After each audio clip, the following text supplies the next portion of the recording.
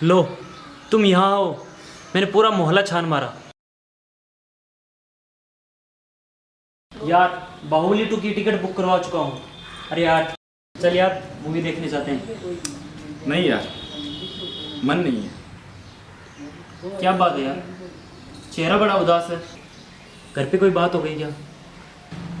हाँ यार, फिर वही, तू तो जानता ही है, तेरी भाभी प्रेग्नेंट है और मुझे पहले से एक लड़की है। अब कुछ भी करके एक लड़का होना चाहिए। माँ की आंखें तो सिर्फ पोता देखने के लिए बेचैन है। हाँ, तो जब होगा तब पता चल जाएगा। उसके लिए अपने घर का माहौल क्यों खराब करना? यार वो अनीता है ना, कुछ बातों को बिल्कुल भी नहीं समझती। वो लड़का और लड़की में कोई फर्क ही नहीं मानती है।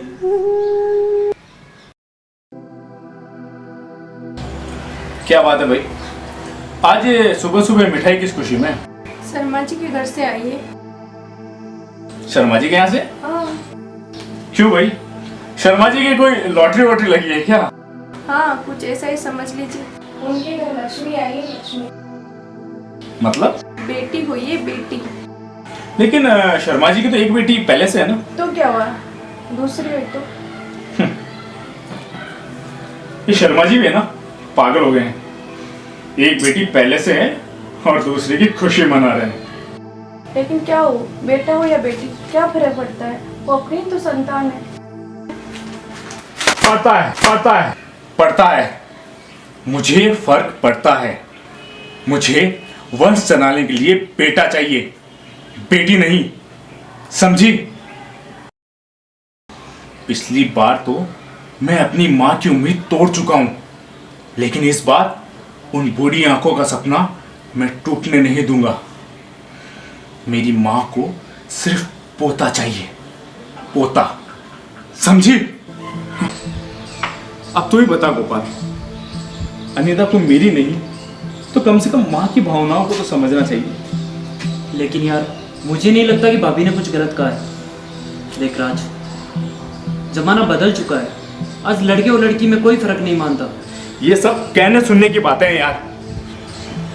बेटा बेटी एक समान, हकीकत से इनका कोई लेना देना नहीं है। एक इंसान, सिर्फ एक इंसान मुझे ऐसा बता दो जो अपने दिल पर हाथ रख के ये कह दे कि उसे बेटे की चाह नहीं है। ओके यार, इसमें प्रॉब्लम क्या है? मतलब? अरे यार, इतने हॉस्पिटल है, नर्सिंग होम है, डॉक्टर्स है, अल्ट्रासाउंड मशीनें हैं। ये सब कब काम आएगी? तू गर्भ की जांच करवा ले। हाँ, सोच तो मैंने भी यही रखा है। मैं उसकी गर्भ की जांच करवा लूंगा। बेटा होगा तो रख लूंगा और बेटी हुई तो अबॉर्शन करवा लूंगा।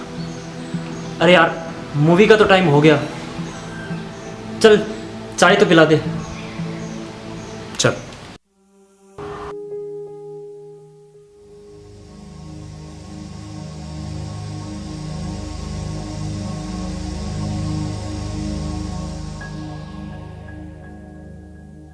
मतलब यार, इतने हॉस्पिटल है, इतने नर्सिंग होम है, इतने डॉक्टर्स है और ये अल्ट्रासाउंड मशीनें हैं।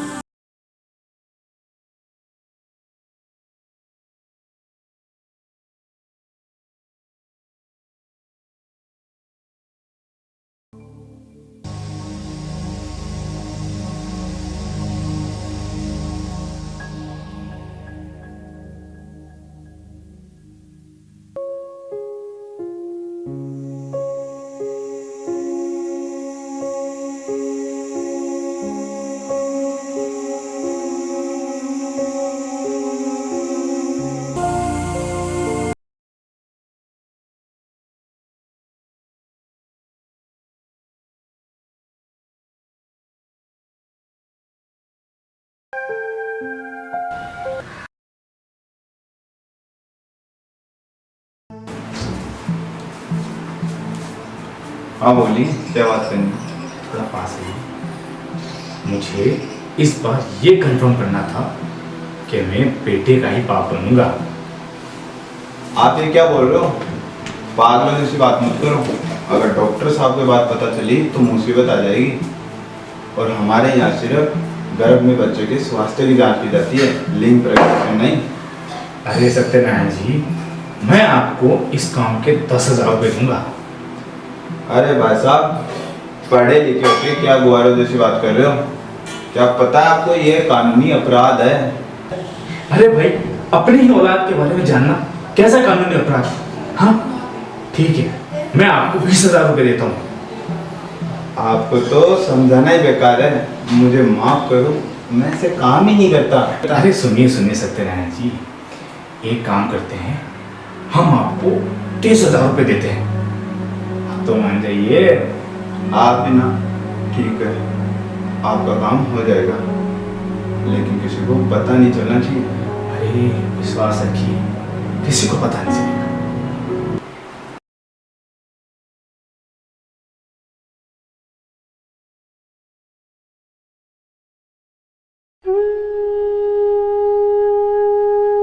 क्या बात है, आज रामू काका इतने उदास क्यों बैठे हैं?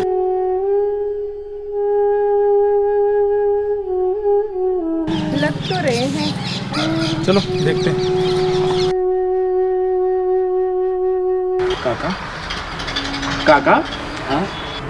क्या बात है काका, ऐसे उदास क्यों बैठे हो? काकी की तबीयत तो ठीक है ना?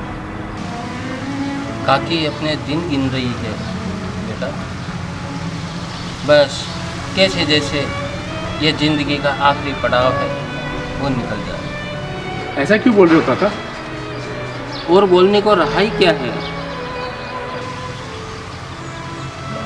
तेरे को तो मालूम है काकी के गठियाबाई जैसी बीमारी है। तो वीरेन भाई, अजय भाई, इनमें से किसी को यहाँ बुला लो, या फिर आप उनके यहाँ चले जाओ।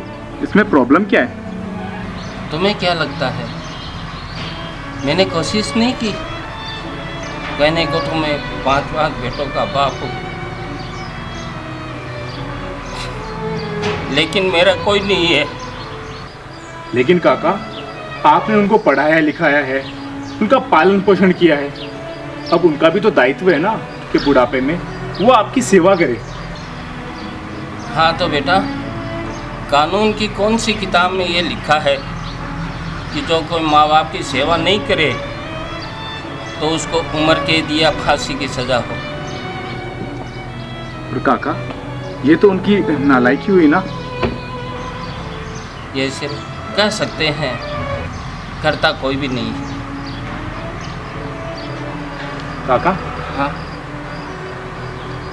मुझे बहुत काम है बेटा। मुझे उसको ले जा करके और रसोई घर में बिठाना है और एक एक डिब्बा उतार उतार करके उसको देना है। आटा, दाल, मसाला, तभी तो वो बना पाएगी। अध सीखी अध दली रोटियाँ, और उनको खा करके जीना है, और ये ज़िंदगी का जहर अभी भी पीना है। जा रहा हूँ बेटा।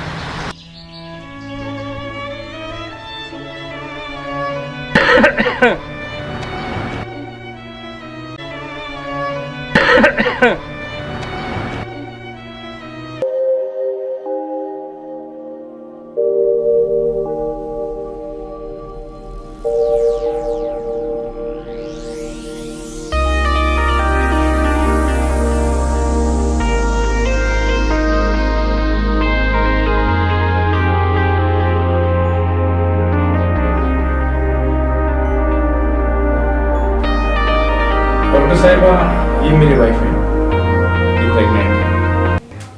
और आप इनके गर्भ की जांच करवाना चाहते हैं कि लड़का होगा या लड़की? जी, ये क्या कह रही हैं आप? लड़का हुआ तो रख लेंगे आप, और लड़की हुई तो अबॉर्शन करवा देंगे। क्यों? राइट?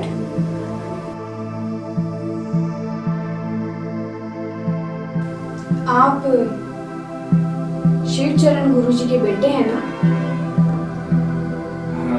जी हाँ, पर आप कौन? मैं पल्लवी, आपके पिताजी की स्टूडेंट रही हुई हूँ। और यकीन मानिए, यदि आप उनके लड़के नहीं होते तो इस वक्त आप जेल में होते। जी जी, ये क्या कह रही हैं आप? मैंने ऐसा क्या किया है? अच्छा, चलिए खुद ही देख लीजिए कि आपने ऐसा क्या किया है।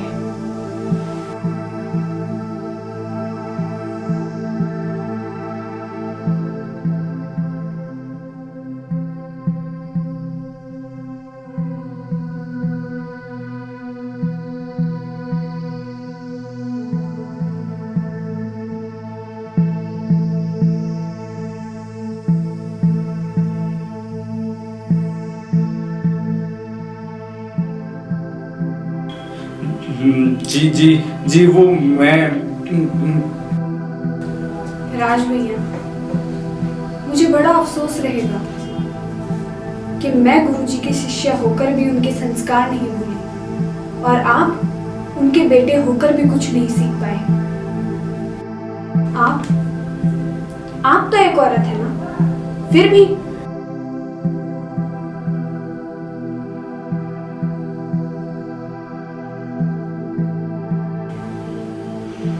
देखिए डॉक्टर साहिबा, देखना और समझना आपको है राज भैया।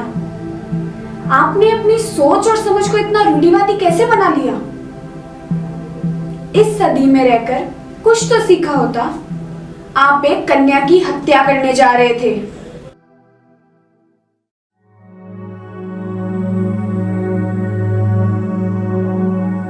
अच्छा, बेटा होकर आपको क्या दे देता जो बेटी नहीं दे सकती, जिसके लिए आप उसकी हत्या करवाने को तैयार हो गए? ऐसी बात नहीं है डॉक्टर साहिबा। तो कैसी बात है? कोई 3 बातें मुझे बताइए जिससे मैं ये समझ पाऊं कि आपके लिए बेटा होना बहुत जरूरी है, चाहे उसके लिए आप अपनी बेटी का खून ही क्यों ना कर दें। हाँ, अपना वंश चलाने के लिए तो। अच्छा, अपने पिताजी का नाम बताइएगा। शिव प्रसाद जी। उनके पिताजी का? लक्ष्मी नारायण जी।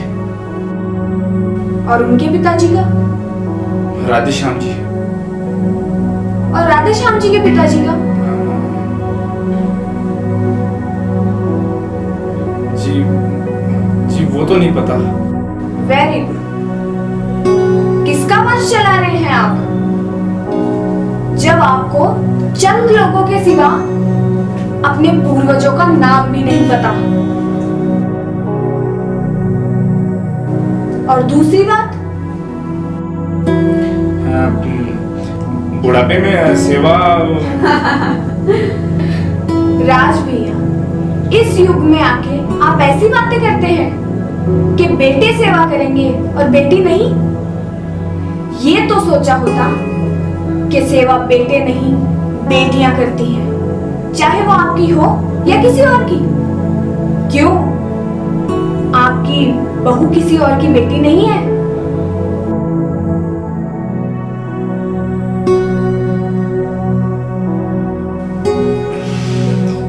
डॉक्टर साहिबा,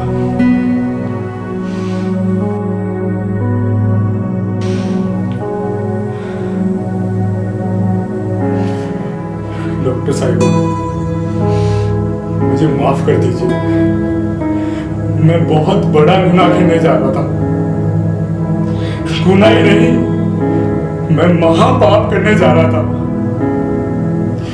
मैं सच में सजा का हकदार हूं। नहीं भैया, जब इंसान जाग जाए तभी सवेरा है। और आप ये तो सोचिए कि आप मुझे बेटा होने और बेटी ना होने का तीसरा कारण भी नहीं बता पाए। बहन,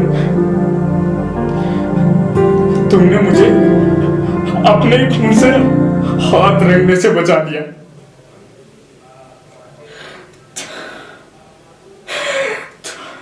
तुम हो तो मुझसे छोटी, पर मैं हाथ जोड़कर तुमसे माफी मांगता हूं।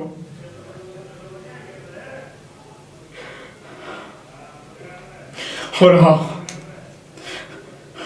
मैं ये शपथ लेता हूं कि जो मैं बेटी के महत्व को जान पाया हूं उसे सबको बताऊंगा, सबको। चलो अनीता।